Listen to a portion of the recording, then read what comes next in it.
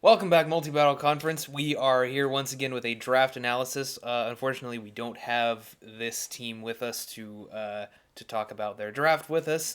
This is going to be Sebby and Yihui of Team Pussy.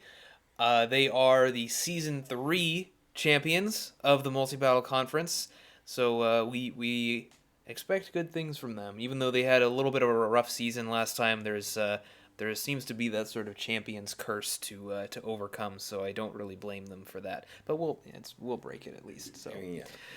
in any case, we have their team right in front of us. We're gonna go ahead and talk about it anyway. Their first pick was the Celesteela, followed by the G-Max Cinderace. Their ever familiar Hatterene, coming off their as their only A-tier pick. Then they picked up Diggersby once again, Togedemaru as their second B-tier pick. Again, a familiar face for this team, the Gengar, followed by their C and D tier picks, the Alolan Exeggutor, Mantine, Jigglypuff, and Pangoro. So, initial thoughts on this team, first impressions? Right off the bat, the Celesteela, Cinderace, very powerful Pokemon. Uh, you know, four specific types of prep. The Cinderace in particular, just fantastic. Just Dynamax option in general. The Gmax Fireball is incredibly powerful. Um, Good max airstream user with the base 119 speed, so you can have the fast airstreams and kind of start getting your team going in that direction. Um, Hatterene, comfort pick for them, I think. Uh, you see, you've seen them a couple of times have the Hatterene. I don't think it's been a generation where they haven't had Hatterene on their team, right? Yeah, I mean Since this generation started, I should say. yeah, they've had it every time. Yeah. So comfort pick for them. It's a good trick room setter, good trick room sweeper. So that makes sense for them to get it. I think the comfort picks are maybe the most notable things here because Yeah. you see some teams grabbing like maybe one or two of the same things, maybe even three of the same things that they had like a season before. But this is like I'm pretty sure Hatterene, Diggersby, and Gengar. It's been 3 seasons in a row they've had all three of those. Yeah. Maybe they had the Gmax Gengar at one point. I don't really remember, but The Mats even said they were like, oh, we're probably gonna get Gengar, but we know Yihui and Sebby are gonna also probably get one of the Gengars. So yeah, yeah. Which was the case last season, I believe. Both, yeah, they both got it. this team and the Mats, they had the Gangars. And So we had it the season before that too, when there was that's four true. of Yeah, them. I don't know if all four got drafted, but But I know the Mats had it, and I know Yihui and Sebby had it. oh, okay. Well, yeah. So at least three, but yeah. There's some pretty powerful picks here, and I think having Pokemon they're very, very familiar with is going to be a great benefit to them as well. So, all right, let's move on into the grades. Starting off with their draft grade, we gave them a B on their performance during the draft. We felt it was okay. I think the only thing that really sticks out to me as like really significant positives as far as their draft went was that they seem to be taking very high value picks from a lot of these tiers. I think that I believe we'd mentioned this a few times already, but kind of around the middle of the pack in the first round, we saw some of these really big S tiers go that we thought were going to go in the beginning. And that was the Togekiss, the Glastrier, and the Tapu Fini. I think Sebby and you were picking like right after those three went, and I think they picked something that very well could be the next best Pokemon available in Celesteela. Mostly because of how versatile it's become in this Dynamax format. It can do a lot. It can still do all of the same Celesteela stuff that it was doing last generation, but it just has more stuff to do now that it's a powerful Dynamax option as well. Yeah. I think they did the same thing coming back up in round two. Cinderace actually would have been a viable pick for any of the teams in the first round in the second half of the draft, and it was still there when they came back. And this pick actually makes me wonder whether they were actually planning to get two S tiers from the beginning or not. Because I can totally see a team grabbing the Celesteela, correctly identifying that it's one of the best Pokemon available at the time, and then it comes back to them when they were maybe planning on picking Hatterene second or something, and then they're like, damn, G-Max Cinderace is still on the Yeah. board. It might be a mistake to not take it. Yeah. And if that's the case, if that was their thought process, I have to say they're exactly right. So I think those two are definitely very good picks. Hatterene is a valuable A tier to begin with. It's a fairly reliable Trick Room setter and a very good Trick Room sweeper, and it's even more valuable for them. Given that they're very familiar with it, and the same can be said for Diggersby, of course. Diggersby, I think, being even having more value than the Hatterene, given that again they're very familiar with it, and it was actually moved down a tier this time. It was A tier last season, and I think you could still make somewhat of a case for it being an A tier this season, but and because of that, it's one of these B tiers that I think is most valuable. So I think those were a lot of good value picks. I think the Togedemaru and the Gengar afterward were kind of middle of the road. You know, those seem okay. Gengar especially because again it's one of their comfort picks. The only weird thing is that they didn't really they seem to be drafting more for that BPA, that best Pokemon available, and more for comfort picks rather than achieving any solid like cores or solid combos or anything like that, or rather than trying to get like a lot of really good synergy. There is still some synergy here, which you'll talk about. Just doesn't feel quite as synergistic as a lot of these other teams that were very explicitly going for something like a fire, water, grass core. Yeah. These guys, or something like that. These guys, they obviously have one. They have all three, technically. Right, technically, that's the thing. The fire, water, grass core there being the Cinderace, Exeggutor, and Mantine, but they waited quite a while to get that water in the grass, and because those are lower tier picks, it's gonna be a lot harder for that type core to function, and I think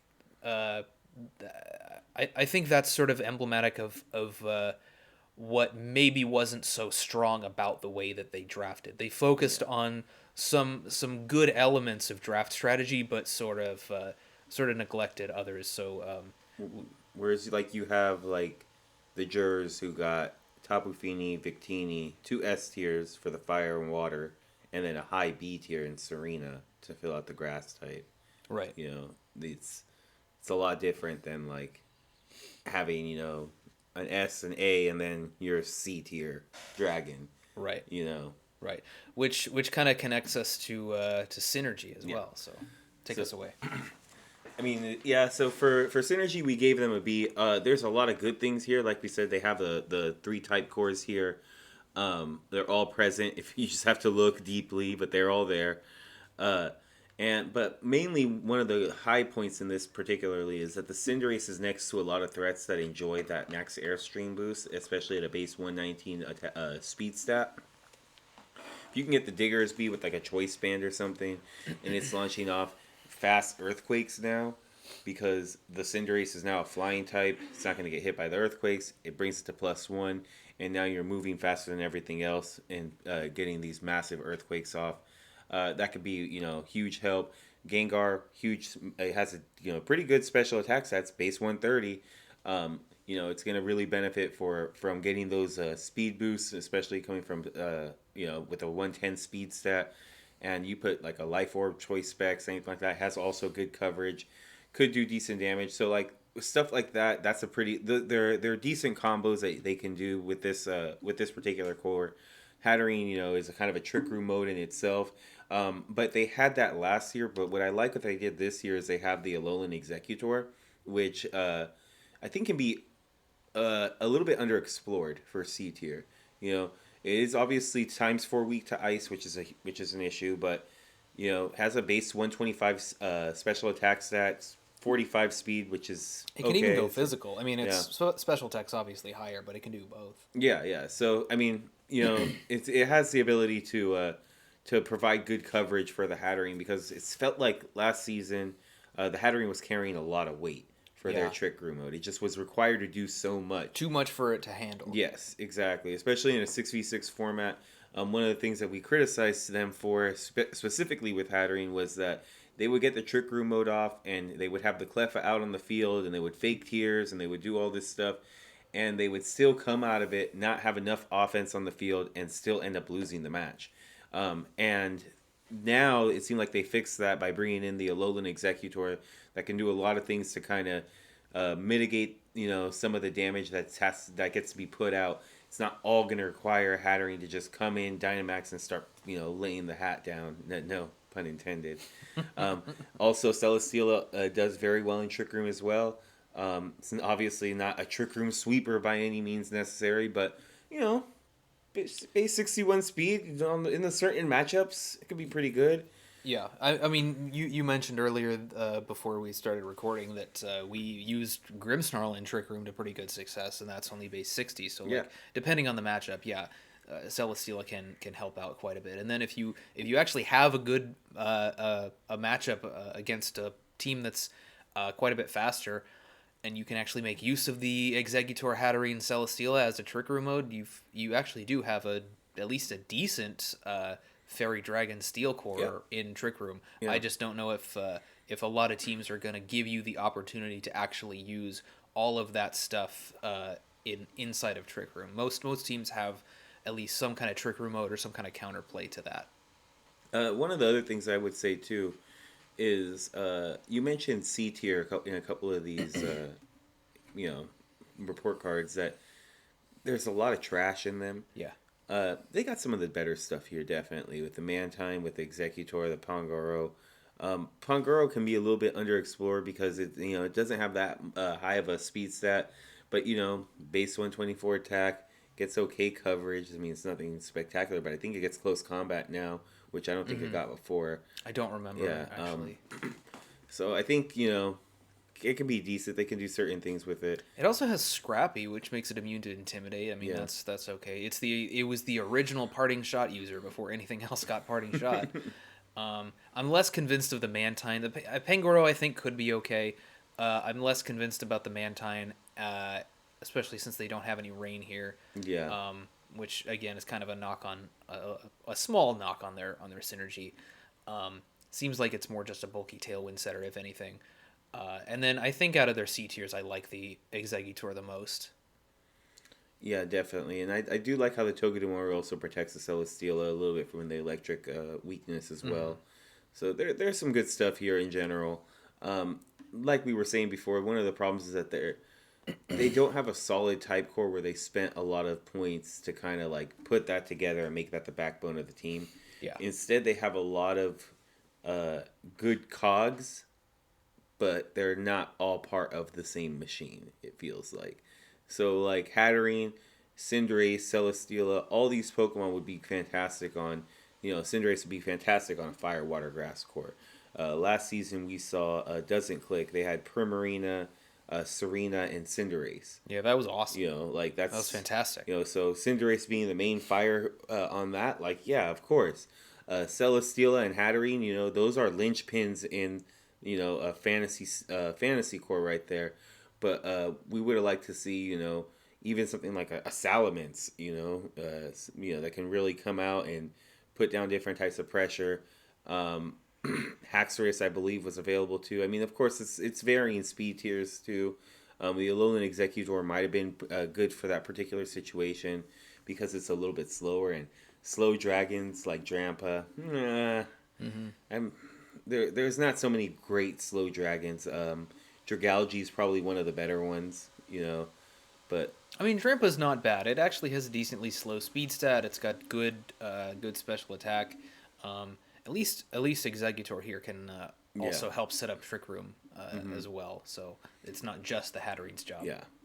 So I do like some of their synergy, but I just wish that they would have finished out the whole thing, because they had parts here that were really like almost there. Just almost had the really good Firewater Grass, almost had the good Fantasy Core. They had the Pongoro and the Hatterene for the other core, but you know, overall we gave them a B in the synergy level. Threat level. This is the part of the draft that we liked the most. We gave them a B plus on this one. It's pretty straightforward, really. They just have a lot of really big threats. The Celesteela can be threatening in a lot of different ways. It can be a threatening a Dynamax big offensive threat, boosting with max airstream, getting special attack boosts off of the beast boost, that kind of thing. Or if it's getting other beast boosts for on defense or special defense, and it's going to go more for a leech seed stall kind of set. That can be pretty threatening as well. If something like a Celesteela or like a Corviknight starts boosting and you realize, oh shit, I can't kill it. That's a big threat. Cinderace. Anybody who's played Series 5 knows that Cinderace is a massive threat. I don't think we need to go into that. It's going to hit the field and it's going to blow you up. Yep. Enough said. That's a good move pool too. Yeah, exactly. So, Hatterene as well. Hatterene is I like. It's hard to sometimes detach the regular Hatterene from the Gmax form. It's significantly less threatening in this form. Because it's potentially going to be overriding its own psychic terrain if you're gonna max it, which seems somewhat likely. Although I don't think they really maxed it very much last season, but maybe because the max form is not quite that good. There's a reason the Gmax Hatterene, of course, is in S tier. It's probably why they decided to go with the regular Hatterene. They figured we weren't really maxing this thing a lot, Could be, yeah. Why spend the extra S tier points? Right. Surprised we didn't see Gyarados on here. That would have been great. Yeah, well, I mean, Celesteela is their other flying type max airstream booster, I guess, and I guess you could count Cinderace as one of those too. Yeah. Diggersby, I think, is honestly, I think it's more of a threat than Hatterene. They used it really effectively last time, and its damage output was just terrifying, especially when they maxed it. It's just another, again, one of these Pokemon that just hits the field and uses its ability to just blow everything up. Yep. And it's really terrifying. It gets a lot of good coverage, so that means a lot of good max moves. Yeah, I mean, it's scary going up against this thing. You never know what it's going to pull out. It can almost any time, if you have something on the field, it's possible that it could just have a move that blows you right up. So if you got a water type out against it, and then all of a sudden it maxes and uses a max lightning off of Thunder Punch, you're kind of, well, shit.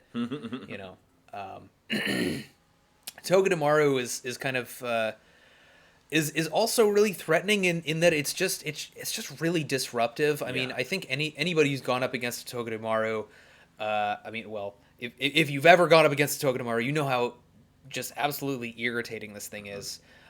It's up there with Raichu as just really annoying lightning rod users. It's got a lot of support. Like Fake Out and Nuzzle on virtually anything is just rough to deal with. And Togedemaru is often harder to get rid of than Raichu as well because of that steel typing. So I think in some ways, because it's harder to get it off the field, it's actually more annoying than Raichu often. So and it has some other supportive moves. I think it should get Eerie Impulse, right?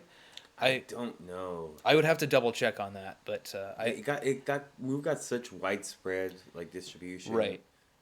So many things get it now. Yeah, but yeah, it's just base 96 speed is good. Yeah, it's really disruptive. It's kind of fast enough to be able to do that effectively. So, pretty threatening. Gengar, also I think more threatening in the hands of players who really know how to use it and know what they want to do with it.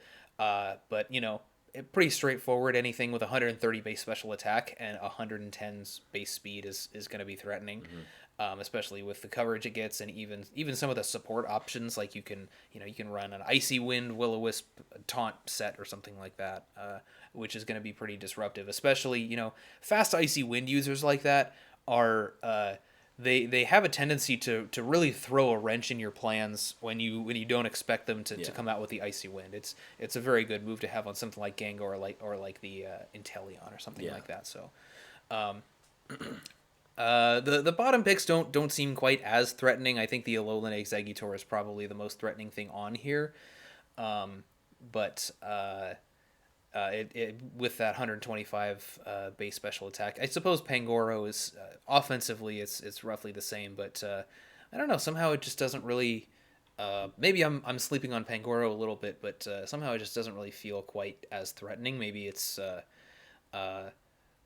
just that it's a little bit harder to. It seems a little bit easier to take down with a fairy move. Maybe I don't know. Maybe that's just Urshifu vibes, since that thing kind of just dies to a stray Dazzling Gleam. But It gets good coverage though. yeah, that's true. I mean, none of the C tiers really scream threat, so Yeah. it's mostly just a lot of this stuff at the top that we thought is just really really scary, but it's not quite threatening enough to put it into that A range. But there's some really significant threats that demand a lot of attention when you're prepping for this team.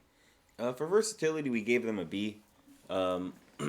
We feel that a lot of this stuff is kind of straightforward, but we know that that these two particular players, Sebby and Yihui, they really know how to prep certain modes. Items, matter a lot. I kind of just harken back to the game they had against us where they ran two choice items, choice scarf and choice band. Yeah. And something that was I think they just went for Electroweb and band Earthquake. Just to really quick get us off of our track right away, and they just pretty much swept us with that essentially. And I just kind of think back to that. I think back to when they won with the Max Airstream user and Togekiss. I think that the Cinderace still has that, but ultimately, I think a lot of this stuff, their versatility is going to be more or less static on a week to week basis, and it's going to be dependent on like item changes, little tweaks that they make. They've always just proven to be really good builders. So Yeah. it's tough for me to say how I see this in their eyes, because they come from like a completely different area of team building than like maybe me and or Matt and I might. So while I do think that like some of this stuff like Cinderace, we kind of know what it's going to do. Hatterene, we know what that's going to do for the most part. But are you going to have Mystical Fire one week? I think that can be a good call. Like hey, we're struggling against Steels. Let's put Mystical Fire on it instead of having a Fairy type move. Those are the types of things that these particular players do that really bring the most mileage out for picks like this that might not have like the most versatility, but they just bring the most out of them overall. Togedemaru is a great example of that too. It gets stuff like Endeavor. They're just little tiny moves that could really just change the dynamic of the entire game. I feel that like sometimes they'll have stuff like if they have this move, it really is the end of us. If they have a Destiny Bond Gengar, then it's over. But if they don't, then we're good. And it's like, boom, Destiny Bond Gengar, because they knew they were going to be in this situation. So, I don't know. I feel that it's a little tough for us to kind of nail them down on certain things, because on our end, it looks a little bit more static. But to them, I'm sure they see like a vast toolbox of things that they can do. And a lot of these Pokemon do have a lot of tools that you can use. We just don't know exactly how practical they're going to be. So I think a B is more than fair. And overall, we gave them a B. I think last year we gave them a pretty hard time for their team overall. I think they ended up with a B- or something. They were one of the lower grades that we gave them. I think we still might have given them a B or a B plus. Yeah. I'm not sure. We'll have to go back and look. Yeah, we'll have to go back and look. But either way, we had our issues with the draft. I think that there's less so this time. One of the big things that I don't think we've hit on yet is that there's no redirection on this team. Yeah. Something that Obviously, we talk about being a premium all the time. Right. I think stuff like the Hatterene really appreciates redirection. Right. Also, something that kind of affected their draft performance Yeah. grade. So, and then last season they drafted two redirectors in Pikachu and Wartortle, and they dropped Wartortle. Yeah, and didn't really make very good use of Pikachu, as far as I know. No. It didn't really seem to come to a lot of battles, but, So, which is understandable. yeah. It's But overall, we gave them a B. You want to go ahead and take the pros, or was I taking the pros? I think. I think those Yeah. were yours. Yeah. Okay, so we gave them the two high value threatening S tiers, like we were talking about before. They were kind of in the middle of the pack there, or towards the end actually, and they decided, hey, you know what? Nobody took Celesteela. Oh man, and nobody took Cinderace. Yeah, let's go ahead and take them. And they're incredibly versatile picks overall. Cinderace more so because of its move pool that it can use. It has a deep move pool. It can consistently change its type. So I think just that with Labaro alone, it kind of just gives it incredibly versatile things because it can make itself a flying type and make itself immune to Diggersby earthquakes. So I think because of that, that gives it a decent amount of versatility. Celesteela in general, the amount of things that it can do now, I mean, it still gets access to Wide Guard. It's leech seed stuff, the old stuff that we see Celesteela do in 2017. That's still stuff that it can do now. So I think those two picks incredibly high. That they deserve credit to it for snatching them and understanding that they're just high value picks. I think the Trick Room mode is, like we kind of talked about earlier, is extremely workable. They have Hatterene and they have the Alolan Executor. Last season, it seemed like the Hatterene, like we were talking about, was just carrying a lot of the weight for the Trick Room mode. I think having that Alolan Executor right next to them is going to help them out a lot. Just that in general, it's going to make it so that way maybe they're picking up KOs that they were typically missing last time when they were just trying to do like the Cleffa stuff. So I think having that Trick Room mode there and those two particular Pokemon with like the Celesteela and the Executor and the Hatterene should be able to put out enough offense to where maybe they're picking up a lot more KOs instead of maybe one or two in the 5 turns.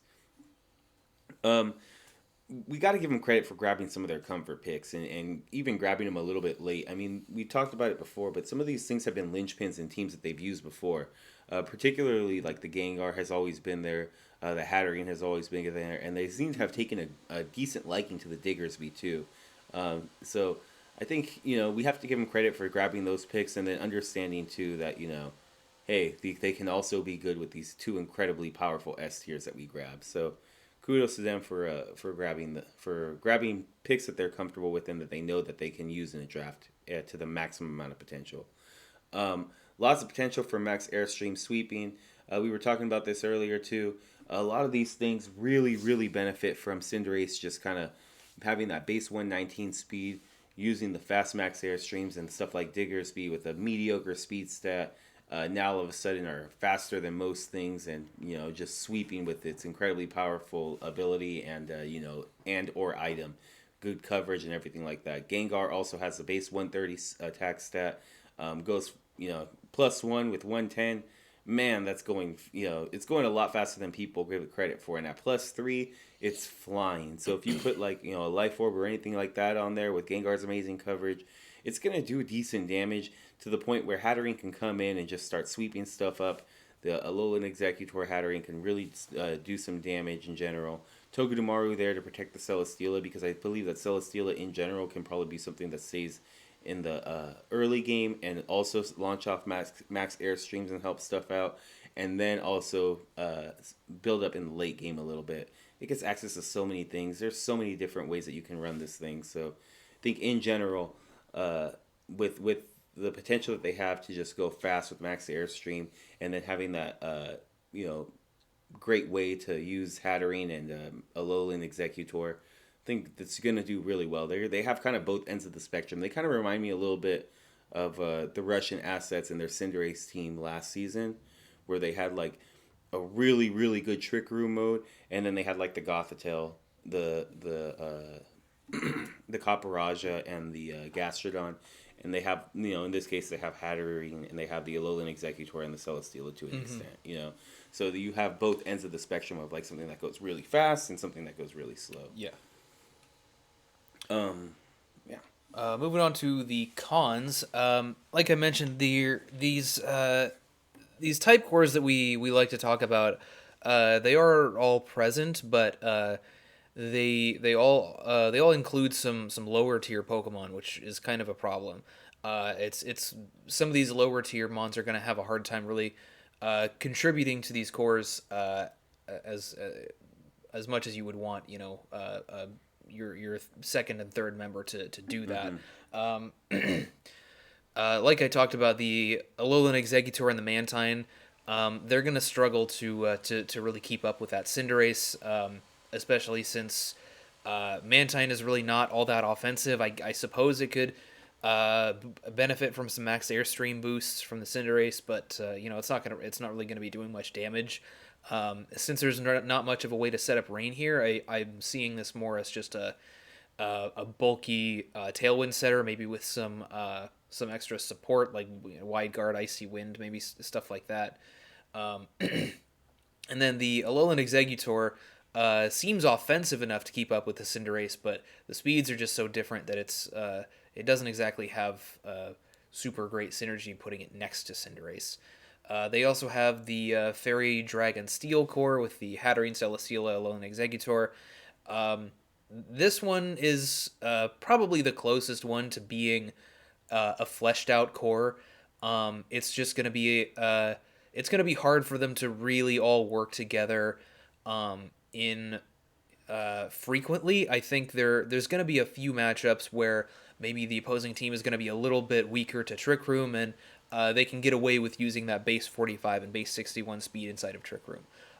Generally speaking, the base 29 on the Hatterene, that's almost always going to be good enough. So not too worried about that. But the Celesteela, honestly, I see that operating outside of Trick Room most of the time, whether it's boosting with max airstreams or just trying to bulk it out and boost its defenses. Yeah, especially because if you're using this kind of Trick Room mode, Celesteela may very well be the thing that you want to max. And when you're in Trick Room and one of your stab max moves is increasing your speed, that's probably not so good for your Trick Room mode. So, yeah, I feel that it's that core is just a little bit awkward. And then I think the weirdest of the cores is the Psychic Fighting Dark in just the Hatterene and the Pangoro. I think again, this kind of this is an okay Trick Room mode between the two of these. At least Pangoro can blow through some steel types. It can hit opposing ghost types that are gonna try to hit the Hatterene. But it's a little bit awkward just because of that speed for kind of the same reasons that I don't think we're gonna see Exeggutor and Celesteela doing much work in Trick Room frequently. We're definitely going to see it sometimes, but definitely not with any real consistency. So so some of these type cores are just a little bit lacking, especially when they have they are kind of forced to make use of these lower tier picks. No redirection, pretty straightforward. We've mentioned this a few times on teams that don't have redirection. It's redirection just opens up a whole bunch more options for you, and that's just something that that they don't have access to right now. Maybe with some transactions, they might want to change that. I think if I can just add something onto this, because we kind of talk about redirection like it's a given, you know, and I want to give it a little bit more detail. So if you're watching this, you're about to get some more detail. In multi battle, having redirection is very key because both sides are static. It's in a Dynamax format.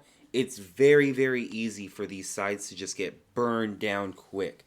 We've done it before to teams. Literally in the first game of Generation 8, Matt and I played against the Diabolical Dedenes, and we just maxed self-proc weakness policy and burned down one side, and the game was over.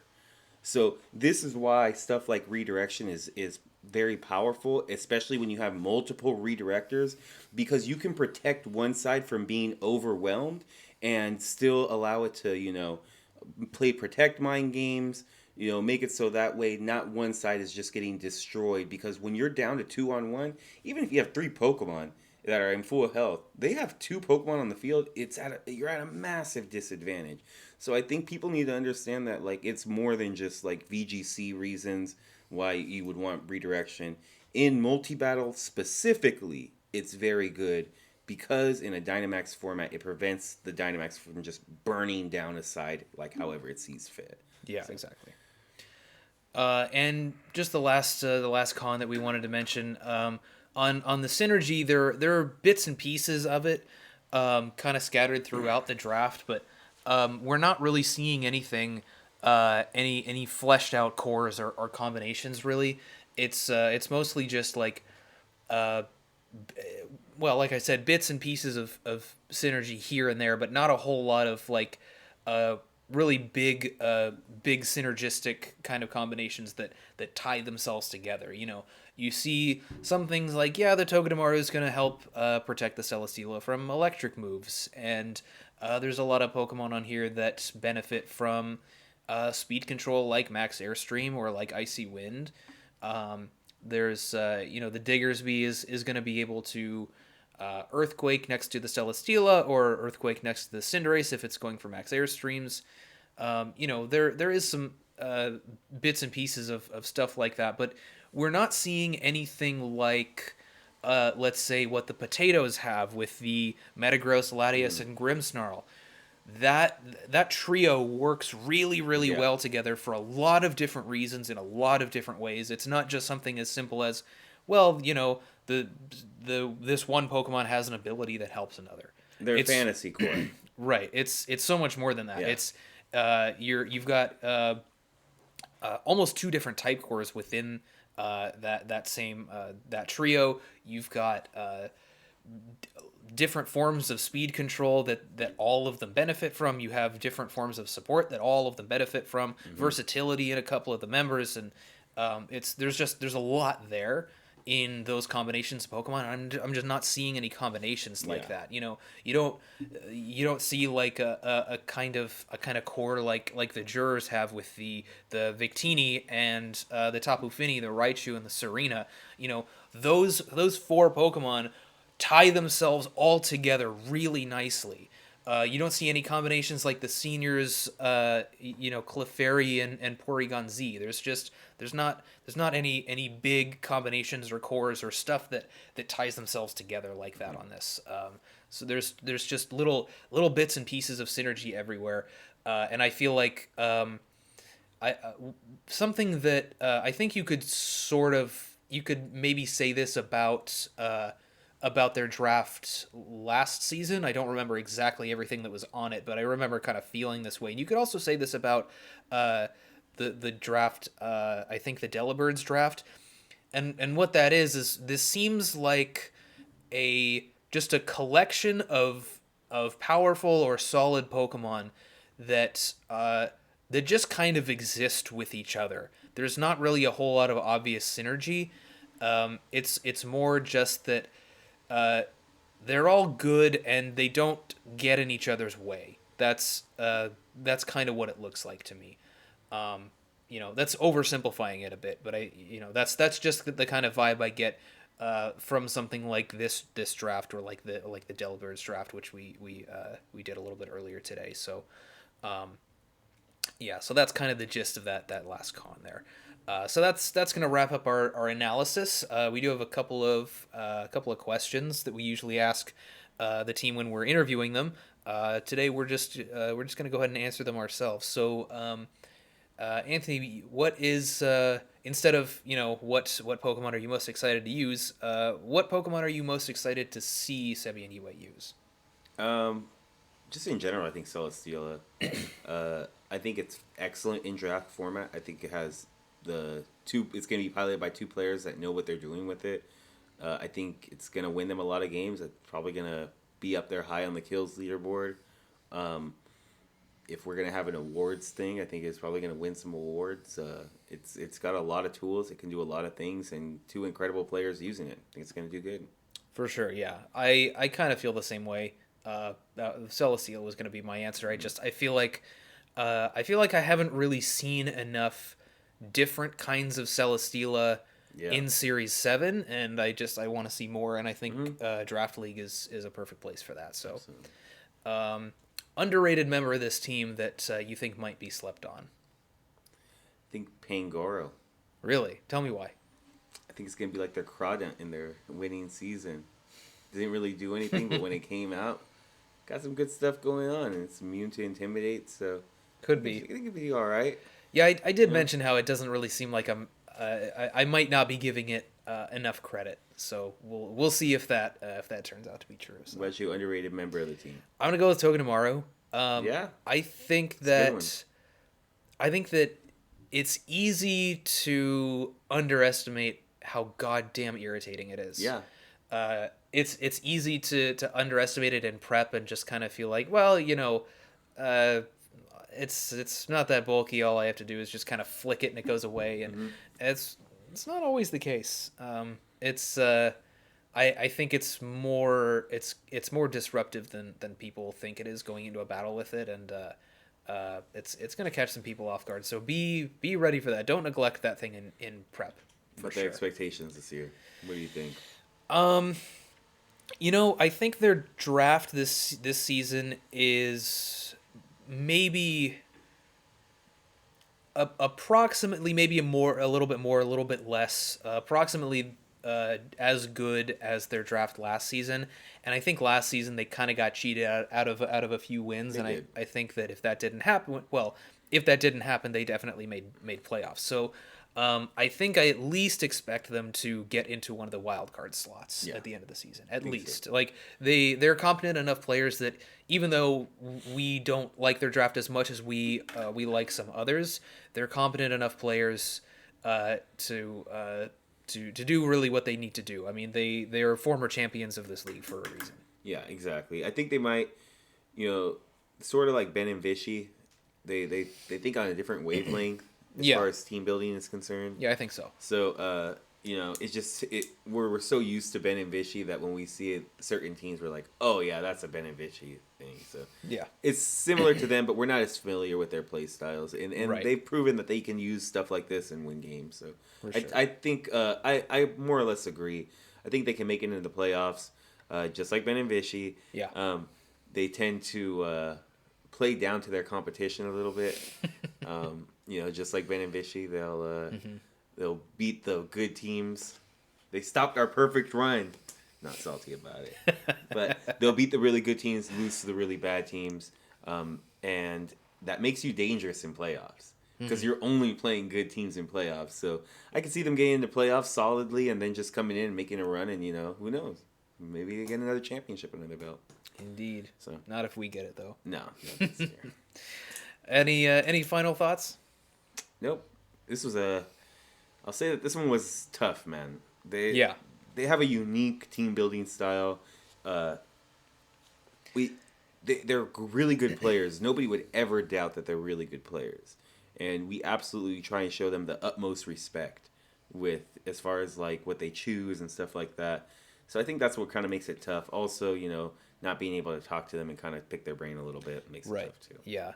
Whenever I see a draft like this that I'm a little bit confused by or that I don't really get, but it was drafted by players that we know are very very good. I always feel like I'm missing something. Yeah. Exactly. And I think you're probably right. I think a lot of it probably comes down to play style. Theirs is just pretty different from ours.